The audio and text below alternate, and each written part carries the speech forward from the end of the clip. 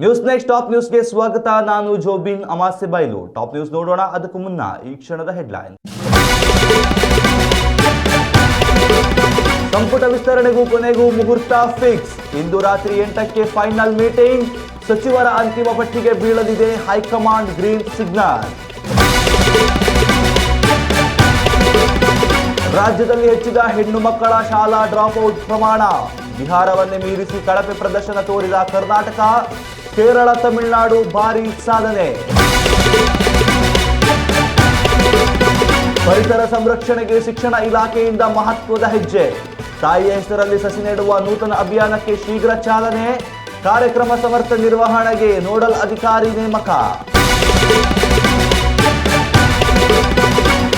ರಾಜ್ಯದಲ್ಲಿ ನಿಲ್ಲದ ವರುಣಾರ್ಭಟ. 3 ದಿನ ಹಲವೆಡೆ ಭಾರೀ ವರ್ಷಧಾರೆ. ವಿವಿಧ ಜಿಲ್ಲೆಗಳಿಗೆ ಇಂದಿನಿಂದ ಆರೆಂಜ್ ಅಲರ್ಟ್. ಕೋರ್ಟ್ ಮೆಟ್ಟಿಲೇರಿದ ಅತ್ತೆ ಸೊಸೆ ಜಗಳ. ಕೂದಲು ಉದುರುವಿಕೆಗೂ ದಾಖಲಾಯಿತು ವರದಕ್ಷಿಣೆ ದೂರು. ಕಾನೂನು ದುರ್ಬಳಕೆ ಮಾಡದಂತೆ ಹೈಕೋರ್ಟ್ ಚಾಟಿ. ರಾಜ್ಯ ಸಚಿವ ಸಂಪುಟ ಭರ್ತಿ ಪ್ರಕ್ರಿಯೆಗೆ ಕೊನೆಗೂ ಚಾಲನೆ ಸಿಕ್ಕಿದ್ದು ದೆಹಲಿಯಲ್ಲಿ ಮಹತ್ವದ ಹೈಕಮಾಂಡ್ ಸಭೆ ಆಯೋಜನೆಗೊಂಡಿದೆ. ಕಾಂಗ್ರೆಸ್ ಪ್ರಮುಖ ನಾಯಕ ರಾಹುಲ್ ಗಾಂಧಿ ನೇತೃತ್ವದಲ್ಲಿ ನಡೆಯಲಿರುವ ಈ ಉನ್ನತ ಮಟ್ಟದ ಸಭೆಯಲ್ಲಿ ನೂತನ ಸಚಿವರ ಹೆಸರುಗಳು ಅಂತಿಮಗೊಳ್ಳಲಿವೆ. ಇದಕ್ಕಾಗಿ ಮುಖ್ಯಮಂತ್ರಿ ಡಿಕೆ ಶಿವಕುಮಾರ್, ಮಾಜಿ ಮುಖ್ಯಮಂತ್ರಿ ಸಿದ್ದರಾಮಯ್ಯ ಹಾಗೂ ಕೆಪಿಸಿಸಿ ಅಧ್ಯಕ್ಷ ಬಿಕೆ ಹರಿಪ್ರಸಾದ್ ದೆಹಲಿಯಲ್ಲಿ ಬೀಡು ಬಿಟ್ಟಿದ್ದಾರೆ. ರಾಜ್ಯ ಉಸ್ತುವಾರಿ ರಣದೀಪ್ ಸಿಂಗ್ ಸುರ್ಜೇವಾಲಾ ಈಗಾಗಲೇ ಪ್ರಾಥಮಿಕ ಸುತ್ತಿನ ಸಮಾಲೋಚನೆ ನಡೆಸಿದ್ದು ಸದ್ಯ ಖಾಲಿ ಇರುವ 20 ಸಚಿವ ಸ್ಥಾನಗಳ ಪೈಕಿ 18 ಸ್ಥಾನಗಳನ್ನು ಭರ್ತಿ ಮಾಡಲು ಹೈಕಮಾಂಡ್ ನಿರ್ಧರಿಸಿದೆ. ಇನ್ನುಳಿದ 2 ಸ್ಥಾನಗಳನ್ನು ಭವಿಷ್ಯದ ರಾಜಕೀಯ ಬೆಳವಣಿಗೆಗಾಗಿ ಕಾಯ್ದಿರಿಸಲಾಗುವುದು. ಮುಖ್ಯಮಂತ್ರಿಗಳು 18 ಸ್ಥಾನಗಳಿಗಾಗಿ 30 ಸಮರ್ಥ ಶಾಸಕರ ಹೆಸರಿರುವ ಪಟ್ಟಿಯನ್ನು ಸಿದ್ಧಪಡಿಸಿದ್ದು ಪ್ರತಿಯೊಬ್ಬರಿಗೂ ಸಚಿವ ಸ್ಥಾನ ನೀಡಲು ಇರುವ ಪೂರಕ ಕಾರಣಗಳನ್ನು ಲಿಖಿತವಾಗಿ ಹೈಕಮಾಂಡ್ಗೆ ವಿವರಿಸಿದ್ದಾರೆ.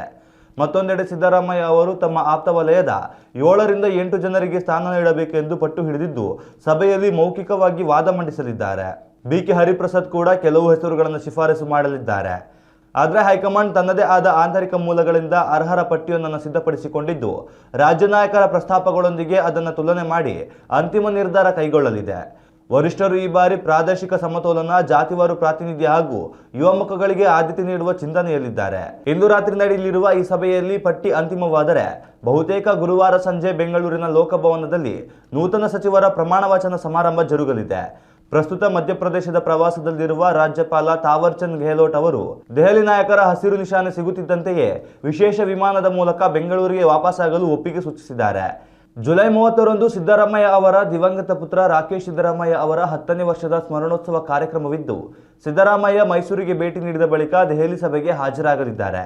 ಈ ಸಂಪುಟ ಪುನಾರಚನೆಯು ರಾಜ್ಯ ಕಾಂಗ್ರೆಸ್ ವಲಯದಲ್ಲಿ ತೀವ್ರ ಕುತೂಹಲ ಮೂಡಿಸಿದೆ.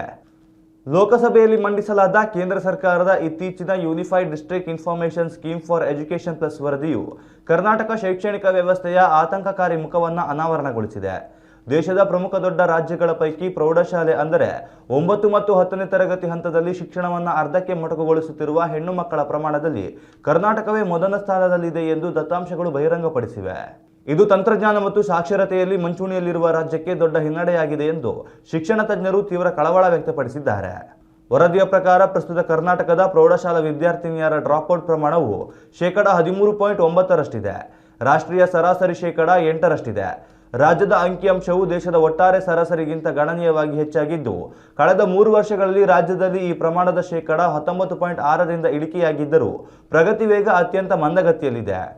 ನೆರೆಯ ದಕ್ಷಿಣ ರಾಜ್ಯಗಳಾದ ಕೇರಳ ಮತ್ತು ತಮಿಳುನಾಡು ಅತ್ಯುತ್ತಮ ಪ್ರಗತಿ ಸಾಧಿಸಿ ಇಡೀ ದೇಶಕ್ಕೆ ಮಾದರಿಯಾಗಿ ನಿಂತಿವೆ. ಆದರೆ ಈ ಹಿಂದೆ ಅತ್ಯಂತ ಹಿಂದುಳಿದಿದ್ದ ಬಿಹಾರ ರಾಜ್ಯವು ತನ್ನ ಒಟ್ಟಾರೆ ಡ್ರಾಪ್ಔಟ್ ದರವನ್ನು -25.1ರಿಂದ -9.1ಕ್ಕೆ ಭಾರಿ ಪ್ರಮಾಣದಲ್ಲಿ ತಗ್ಗಿಸುವ ಮೂಲಕ ಗಮನಾರ್ಹ ಸುಧಾರಣೆ ಕಂಡಿದೆ. ಇನ್ನು ಅಸ್ಸಾಂ ರಾಜ್ಯವು ಕರ್ನಾಟಕಕ್ಕೆ ಸಮನಾದ ಸ್ಥಾನದಲ್ಲಿದ್ದರೆ ಗುಜರಾತ್ -13.3ರಷ್ಟು ದಾಖಲಿಸಿದೆ. ಗ್ರಾಮೀಣ ಪ್ರದೇಶಗಳಲ್ಲಿ ಹೆಣ್ಣು ಮಕ್ಕಳು ಶಾಲೆ ತೊರೆಯಲು ಹಲವು ಪ್ರಮುಖ ಕಾರಣಗಳನ್ನು ಶಿಕ್ಷಣ ತಜ್ಞರು ಗುರುತಿಸಿದ್ದಾರೆ. ಸೂಕ್ತ ಸಾರಿಗೆ ಸೌಲಭ್ಯಗಳ ಕೊರತೆ, ಶಾಲೆಗಳಲ್ಲಿ ಅಗತ್ಯ ಮೂಲಸೌಕರ್ಯಗಳ ಕೊರತೆ, ಕುಟುಂಬಗಳ ಆರ್ಥಿಕ ಸಂಕಷ್ಟ ಮತ್ತು ಕೆಲವು ಸಾಂಪ್ರದಾಯಿಕ ಸಾಮಾಜಿಕ ಕಾರಣಗಳು ಹೆಣ್ಣು ಮಕ್ಕಳ ವಿದ್ಯಾಭ್ಯಾಸಕ್ಕೆ ತಡೆಯೊಡ್ಡುತ್ತಿವೆ. ತಾಲೂಕು ಮಟ್ಟದಲ್ಲಿ ಈ ಸಮಸ್ಯೆ ತೀವ್ರವಾಗಿದ್ದು ಹೆಣ್ಣು ಮಕ್ಕಳ ಶಿಕ್ಷಣ ನಿರಂತರವಾಗಿ ಸಾಗಲು ಸರ್ಕಾರವು ತಳಮಟ್ಟದಲ್ಲಿ ಕಟ್ಟುನಿಟ್ಟಿನ ಕ್ರಮಗಳನ್ನು ಕೈಗೊಳ್ಳಬೇಕಿದೆ. ಉಚಿತ ಸಾರಿಗೆ ವ್ಯವಸ್ಥೆ, ವಿದ್ಯಾರ್ಥಿ ವೇತನ ಯೋಜನೆಗಳು ಮತ್ತು ಪೋಷಕರಲ್ಲಿ ನಿರಂತರ ಜಾಗೃತಿ ಮೂಡಿಸುವ ಮೂಲಕ ಮಾತ್ರ ಈ ಸಾಮಾಜಿಕ ಸಮಸ್ಯೆಗೆ ಶಾಶ್ವತ ಪರಿಹಾರ ಕಂಡುಕೊಳ್ಳಲು ಸಾಧ್ಯವಿದೆ. ನೆರೆಯ ರಾಜ್ಯಗಳ ಯಶಸ್ವಿ ಮಾದರಿಗಳನ್ನು ಸರ್ಕಾರ ಗಂಭೀರವಾಗಿ ಅಧ್ಯಯನ ಮಾಡಿ ಜಾರಿಗೆ ತರಬೇಕಾದ ತುರ್ತು ಅಗತ್ಯವಿದೆ. ಗ್ರಾಮೀಣ ಮಟ್ಟದ ಸಮಗ್ರ ಅಭಿವೃದ್ಧಿಯಿಂದ ಮಾತ್ರ ಹೆಣ್ಣು ಮಕ್ಕಳ ಉಜ್ವಲ ಭವಿಷ್ಯವನ್ನು ರೂಪಿಸಲು ಸಾಧ್ಯವಾಗುತ್ತದೆ ಎಂದು ಅಂದಾಜಿಸಲಾಗಿದ್ದು, ಈ ನಿಟ್ಟಿನಲ್ಲಿ ಶೀಘ್ರ ಹೊಸ ಯೋಜನೆಗಳ ಜಾರಿ ಅತ್ಯಗತ್ಯವಾಗಿದೆ. ರಾಜ್ಯದ ಶಾಲಾ ಆವರಣಗಳಲ್ಲಿ ಪರಿಸರ ಸಂರಕ್ಷಣೆ ಮತ್ತು ಹಸಿರು ವಾತಾವರಣವನ್ನು ಉತ್ತೇಜಿಸುವ ನಿಟ್ಟಿನಲ್ಲಿ ಸಮಗ್ರ ಶಿಕ್ಷಣ ಕರ್ನಾಟಕ ಮಹತ್ವದ ನಿರ್ಧಾರವನ್ನು ಕೈಗೊಂಡಿದೆ. ಕರ್ನಾಟಕದ ಎಲ್ಲ ಸರ್ಕಾರಿ ಅನುದಾನಿತ ಹಾಗೂ ಖಾಸಗಿ ಶಾಲೆಗಳಲ್ಲಿ ಕಡ್ಡಾಯವಾಗಿ ಇಕೋ ಕ್ಲಬ್ಗಳನ್ನು ಸ್ಥಾಪಿಸಲು ಮತ್ತು ತಾಯಿಯ ಹೆಸರಲ್ಲಿ ಒಂದು ಮರ ಎಂಬ ವಿಶೇಷ ಸಸಿ ನೆಡುವ ಅಭಿಯಾನವನ್ನು ಹಮ್ಮಿಕೊಳ್ಳಲು ಅಧಿಕೃತ ಸುತ್ತೋಲೆಯನ್ನು ಹೊರಡಿಸಿದೆ. ಈ ನೂತನ ಯೋಜನೆಯು ವಿದ್ಯಾರ್ಥಿಗಳಲ್ಲಿ ಬಾಲ್ಯದಿಂದಲೇ ಪ್ರಕೃತಿಯ ಮೇಲಿನ ಕಾಳಜಿ ಮತ್ತು ಪರಿಸರ ಪ್ರಜ್ಞೆಯನ್ನು ಬೆಳೆಸುವ ಮುಖ್ಯ ಉದ್ದೇಶವನ್ನು ಹೊಂದಿದೆ. ಈ ಬೃಹತ್ ಪರಿಸರ ಜಾಗೃತಿ ಕಾರ್ಯಕ್ರಮದ ಸುಗಮ ಉಸ್ತುವಾರಿ ಮತ್ತು ಯಶಸ್ವಿ ನಿರ್ವಹಣೆಗಾಗಿ ಶಿಕ್ಷಣ ಇಲಾಖೆ ಕ್ಲಸ್ಟರ್, ಬ್ಲಾಕ್ ಹಾಗೂ ಜಿಲ್ಲಾ ಮಟ್ಟದಲ್ಲಿ ಪ್ರತ್ಯೇಕ ನೋಡಲ್ ಅಧಿಕಾರಿಗಳನ್ನು ನೇಮಕ ಮಾಡಿದೆ. ಅಧಿಕಾರಿಗಳು ಮತ್ತು ಶಾಲಾ ಮುಖ್ಯಸ್ಥರು ಜುಲೈ 31ರ ಒಳಗಾಗಿ ತಮಗೆ ನೀಡಿರುವ ಸಸಿ ನೆಡುವ ನಿಗದಿತ ಗುರಿಯನ್ನು ಸಂಪೂರ್ಣವಾಗಿ ಪೂರ್ಣಗೊಳಿಸಬೇಕಾಗಿದೆ. ಕೇವಲ ಸಸಿ ನೆಡುವುದಷ್ಟೇ ಅಲ್ಲದೆ ಇಕೋ ಕ್ಲಬ್ ಚಟುವಟಿಕೆಗಳ ಸಮಗ್ರ ಮಾಹಿತಿ ಮತ್ತು ಸಸಿ ನೆಟ್ಟ ಸ್ಥಳದ ಜಿಯೋ ಟ್ಯಾಗ್ ಫೋಟೋಗಳನ್ನು ಕೇಂದ್ರ ಸರ್ಕಾರದ ಅಧಿಕೃತ ಪೋರ್ಟಲ್ನಲ್ಲಿ 100ಕ್ಕೆ 100ರಷ್ಟು ಅಪ್ಲೋಡ್ ಮಾಡುವುದನ್ನು ಕಡ್ಡಾಯಗೊಳಿಸಲಾಗಿದೆ. ಒಂದು ವೇಳೆ ಈ ಕಾರ್ಯಕ್ರಮದ ಅನುಷ್ಠಾನದಲ್ಲಿ ಯಾವುದೇ ರೀತಿಯ ನಿರ್ಲಕ್ಷ್ಯ ಅಥವಾ ಬೇಜವಾಬ್ದಾರಿತನ ಕಂಡುಬಂದಲ್ಲಿ ಅದಕ್ಕೆ ಸಂಬಂಧಪಟ್ಟ ಜಿಲ್ಲಾ ಮತ್ತು ತಾಲೂಕು ಮಟ್ಟದ ಅಧಿಕಾರಿಗಳನ್ನೇ ನೇರ ಹೊಣೆಗಾರರನ್ನಾಗಿ ಮಾಡಿ ಶಿಸ್ತು ಕ್ರಮ ಜರುಗಿಸಲಾಗುವುದು ಎಂದು ಸಮಗ್ರ ಶಿಕ್ಷಣ ಕರ್ನಾಟಕ ರಾಜ್ಯ ಯೋಜನಾ ನಿರ್ದೇಶಕರು ಕಠಿಣ ಎಚ್ಚರಿಕೆಯನ್ನು ನೀಡಿದ್ದಾರೆ. ಈ ಅಭಿಯಾನವು ಶಾಲಾ ಆವರಣಗಳನ್ನು ಹಸಿರುಮಯವಾಗಿಸುವುದರ ಜೊತೆಗೆ ಹವಾಮಾನ ವೈಪರೀತ್ಯದ ವಿರುದ್ಧ ಹೋರಾಡಲು ಹೊಸ ಪೀಳಿಗೆಯನ್ನು ಸಜ್ಜುಗೊಳಿಸಲಿದೆ ಎಂದು ನಿರೀಕ್ಷಿಸಲಾಗಿದೆ. ಗ್ರಾಮೀಣ ಮತ್ತು ನಗರ ಪ್ರದೇಶಗಳ ಎಲ್ಲ ಶಾಲೆಗಳು ಈ ಜುಲೈ ಅಂತ್ಯದ ಒಳಗೆ ಪ್ರಕ್ರಿಯೆಯನ್ನು ಯಶಸ್ವಿಯಾಗಿ ಮುಗಿಸಬೇಕಾಗಿದೆ. ಉತ್ತಮ ಸಂಸ್ಕಾರಯುತ ಶಿಕ್ಷಣದೊಂದಿಗೆ VSS English medium CBSE school Udupi Muddur. ನರ್ಸರಿಯಿಂದ 10ನೇ ತರಗತಿವರೆಗೆ ಶಿಕ್ಷಣದ ಜೊತೆಗೆ 5ರಿಂದ 10ನೇ ತರಗತಿವರೆಗಿನ ವಿದ್ಯಾರ್ಥಿನಿಯರಿಗೆ ಉತ್ತಮ ಹಾಸ್ಟೆಲ್ ಸೌಲಭ್ಯವೂ ಇದೆ. ನಿಮ್ಮ ಮಕ್ಕಳ ಪ್ರವೇಶಾತಿಗಾಗಿ ಈ ಸಂಖ್ಯೆಗೆ ಕರೆ ಮಾಡಿ. ಕರ್ನಾಟಕದಲ್ಲಿ ಕೊಂಚ ಬಿಡುವು ನೀಡಿದ್ದ ಮುಂಗಾರು ಮಳೆ ಇದೀಗ ಮತ್ತೆ ಅಬ್ಬರಿಸಲು ಸಜ್ಜಾಗಿದೆ. ಸಮುದ್ರದಲ್ಲಿ ಉಂಟಾಗಿರುವ ದಿಢೀರ್ ವಾತಾವರಣದ ಏರುಪೇರಿನಿಂದಾಗಿ ರಾಜ್ಯದಾದ್ಯಂತ ಮುಂದಿನ 3 ದಿನಗಳ ಕಾಲ ವ್ಯಾಪಕ ಮಳೆಯಾಗಲಿದೆ ಎಂದು ಹವಾಮಾನ ಇಲಾಖೆ ಮುನ್ಸೂಚನೆ ನೀಡಿದೆ.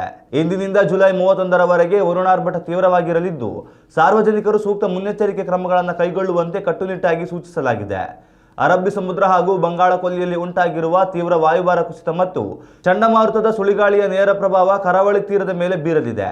ಹೀಗಾಗಿ ಉಡುಪಿ, ಉತ್ತರ ಕನ್ನಡ ಮತ್ತು ದಕ್ಷಿಣ ಕನ್ನಡ ಜಿಲ್ಲೆಗಳಲ್ಲಿ ಗುಡುಗು ಮಿಂಚಿನೊಂದಿಗೆ ಅತಿ ಭಾರಿ ಮಳೆ ಸುರಿಯುವ ಸಾಧ್ಯತೆ ಇದೆ. ಈ ಹಿನ್ನೆಲೆಯಲ್ಲಿ ಕರಾವಳಿ ಭಾಗಕ್ಕೆ ಆರೆಂಜ್ ಅಲರ್ಟ್ ಘೋಷಿಸಲಾಗಿದ್ದು, ಗಂಟೆಗೆ 30ರಿಂದ 40 ಕಿಲೋಮೀಟರ್ ವೇಗದಲ್ಲಿ ಬಲವಾದ ಗಾಳಿ ಬೀಸಲಿದೆ. ತೀರ ಪ್ರದೇಶದಲ್ಲಿ ಕಡಲು ಪ್ರಕ್ಷುಬ್ಧವಾಗಿರಲಿದ್ದು, ಮೀನುಗಾರರು ಯಾವುದೇ ಕಾರಣಕ್ಕೂ ಸಮುದ್ರಕ್ಕೆ ಇಳಿಯಬಾರದು ಎಂದು ಎಚ್ಚರಿಸಲಾಗಿದೆ. ಮತ್ತೊಂದೆಡೆ ರಾಜಧಾನಿ ಬೆಂಗಳೂರು ಸೇರಿದಂತೆ ರಾಜ್ಯದ ಉಳಿದ 28 ಜಿಲ್ಲೆಗಳಿಗೆ ಯೆಲ್ಲೋ ಅಲರ್ಟ್ ನೀಡಲಾಗಿದೆ. ಬೆಂಗಳೂರಿನಲ್ಲಿ ಇಡೀ ದಿನ ದಟ್ಟ ಮೋಡ ಕವಿದ ವಾತಾವರಣ ಇರಲಿದ್ದು, ಸಂಜೆ ಅಥವಾ ರಾತ್ರಿಯ ಅವಧಿಯಲ್ಲಿ ಉತ್ತಮ ಮಳೆಯಾಗುವ ನಿರೀಕ್ಷೆ ಇದೆ. ಉತ್ತರ ಒಳನಾಡಿನ ಕಲಬುರಗಿ, ಬೀದರ್ ಮತ್ತು ಯಾದಗಿರಿ ಜಿಲ್ಲೆಗಳಲ್ಲಿ ಜಲಾವೃತವಾಗುವ ಮುನ್ಸೂಚನೆ ಇದ್ದು, ಮುಂದಿನ 10 ದಿನಗಳ ಕಾಲ ಒಳನಾಡಿನಲ್ಲಿ ಸಾಧಾರಣ ಮಳೆ ಮುಂದುವರಿಯಲಿದೆ. ದಕ್ಷಿಣ ಒಳನಾಡಿನ ಜಿಲ್ಲೆಗಳಲ್ಲಿ ಆಗಸ್ಟ್ ಆರಂಭದಿಂದ ಮಳೆಯ ತೀವ್ರತೆ ಹೆಚ್ಚಾಗಲಿದೆ ಎಂದು ಅಂದಾಜಿಸಲಾಗಿದೆ. ಕೌಟುಂಬಿಕ ಕಲಹಗಳು ಮತ್ತು ಕಾನೂನಿನ ದುರ್ಬಳಕೆಗೆ ಸಂಬಂಧಿಸಿದಂತೆ ರಾಜ್ಯ ಹೈಕೋರ್ಟ್ ಮಹತ್ವದ ಹಾಗೂ ಆಸಕ್ತಿದಾಯಕ ವಿಚಾರಣೆಯೊಂದನ್ನು ನಡೆಸಿದೆ. ಸೊಸೆಯೊಬ್ಬಳು ತನ್ನ ಅತ್ತೆಯ ವಿರುದ್ಧ ದಾಖಲಿಸಿದ ವರದಕ್ಷಿಣೆ ಕಿರುಕುಳ ಮತ್ತು ದೈಹಿಕ ಮಾನಸಿಕ ಹಿಂಸೆ ಪ್ರಕರಣದ ವಿಚಾರಣೆ ವೇಳೆ ನ್ಯಾಯಾಲಯವು ತೀಕ್ಷ್ಣ ಪ್ರಶ್ನೆಗಳನ್ನು ಕೇಳಿದೆ. ಪತಿಯ ಮನೆಯಲ್ಲಿ ತನಗೆ ಪೌಷ್ಟಿಕಾಂಶಯುಕ್ತ ಆಹಾರ ನೀಡದ ಕಾರಣ ತಲೆ ಕೂದಲು ಉದುರುತ್ತಿದೆ, ಆದ್ದರಿಂದ ಇದು ಕೌಟುಂಬಿಕ ದೌರ್ಜನ್ಯ ಎಂದು ಸೊಸೆ ದೂರಿದ್ದಳು. ಈ ಅರ್ಜಿಯ ವಿಚಾರಣೆ ನಡೆಸಿದ ನ್ಯಾಯಮೂರ್ತಿ ಎಂ ನಾಗಪ್ರಸನ್ನ ಅವರಿದ್ದ ಏಕಸದಸ್ಯ ಪೀಠವು ಪತಿಯ ಮನೆಯಲ್ಲಿ ಕೂದಲು ಉದುರುವುದು ಕೌಟುಂಬಿಕ ದೌರ್ಜನ್ಯವಾಗಲು ಹೇಗೆ ಸಾಧ್ಯ ಎಂದು ಪ್ರಶ್ನಿಸಿದೆ. ಅಷ್ಟೇ ಅಲ್ಲದೆ ಪತಿಗೆ ಬಿಸಿ ದೋಸೆ ಮತ್ತು ರಾಗಿ ಮುದ್ದೆ ಮಾಡಿಕೊಡುವಂತೆ ಅತ್ತೆ ಸೊಸೆಗೆ ಸೂಚಿಸುವುದರಲ್ಲಿ ಯಾವುದೇ ತಪ್ಪಿಲ್ಲ. ಇಂತಹ ಸಣ್ಣ ಪುಟ್ಟ ಕೌಟುಂಬಿಕ ಸಂಗತಿಗಳನ್ನೆಲ್ಲ ದೌರ್ಜನ್ಯ ಎಂದು ಬಿಂಬಿಸಿ ಐಪಿಸಿ ಸೆಕ್ಷನ್ 498A ಅಡಿಯಲ್ಲಿ ಅಪರಾಧ ಮೊಕದ್ದಮೆ ದಾಖಲಿಸುವುದು ಕಾನೂನಿನ ದುರ್ಬಳಕೆಯಾಗುತ್ತದೆ ಎಂದು ನ್ಯಾಯಾಲಯ ಅಭಿಪ್ರಾಯಪಟ್ಟಿದೆ. ದೂರುದಾರರ ಪರ ವಕೀಲರು ಸೊಸೆಗೆ ಆಹಾರದ ಕೊರತೆಯಿಂದ ದೈಹಿಕ ಹಿಂಸೆಯಾಗಿದೆ ಎಂದು ವಾದಿಸಲು ಯತ್ನಿಸಿದಾದರೂ ಕೋರ್ಟ್ ಇದನ್ನು ಒಪ್ಪಲಿಲ್ಲ. ಕೌಟುಂಬಿಕ ಅಸಮಾಧಾನಗಳ ಹಿನ್ನೆಲೆಯಲ್ಲಿ ಇಡೀ ಕುಟುಂಬದ ವಿರುದ್ಧ ಕ್ರಿಮಿನಲ್ ಮೊಕದ್ದಮೆ ಹೂಡುವುದು ಸರಿಯಲ್ಲ ಎಂದು ಪೀಠವು ಸ್ಪಷ್ಟಪಡಿಸಿತ್ತು. ಅತ್ತೆ ಕಡೆಯವರು ಈ ಎಫ್ಐಆರ್ ರದ್ದುಗೊಳಿಸುವಂತೆ ಕೋರಿ ಅರ್ಜಿ ಸಲ್ಲಿಸಿದ್ದು, ಹೈಕೋರ್ಟ್ ಸದ್ಯಕ್ಕೆ ಈ ಪ್ರಕರಣದ ತೀರ್ಪನ್ನು ಕಾಯ್ದಿರಿಸಿದೆ. ಈ ವರದಿಯು ಸಾಮಾಜಿಕ ವಲಯದಲ್ಲಿ ಸುಳ್ಳು ಪ್ರಕರಣಗಳ ಕುರಿತು ಭಾರೀ ಚರ್ಚೆ ಹುಟ್ಟುಹಾಕಿದೆ. ಇನ್ನಷ್ಟು ತಾಜಾ ಸುದ್ದಿಗಳಿಗಾಗಿ ನೋಡ್ತಾ ಇರಿ ನ್ಯೂಸ್ ನೆಕ್ಸ್ಟ್. ಇದು ವರ್ತಮಾನದ ಕೈಗನ್ನಡಿ. ಉತ್ತಮ ಸಂಸ್ಕಾರಯುತ ಶಿಕ್ಷಣದೊಂದಿಗೆ VSS English medium CBSE school Udupi Muddur. ನರ್ಸರಿಯಿಂದ 10ನೇ ತರಗತಿವರೆಗೆ ಶಿಕ್ಷಣದ ಜೊತೆಗೆ 5ರಿಂದ 10ನೇ ತರಗತಿವರೆಗಿನ ವಿದ್ಯಾರ್ಥಿನಿಯರಿಗೆ ಉತ್ತಮ ಹಾಸ್ಟೆಲ್ ಸೌಲಭ್ಯವೂ ಇದೆ. ನಿಮ್ಮ ಮಕ್ಕಳ ಪ್ರವೇಶಾತಿಗಾಗಿ ಈ ಸಂಖ್ಯೆಗೆ ಕರೆ ಮಾಡಿ.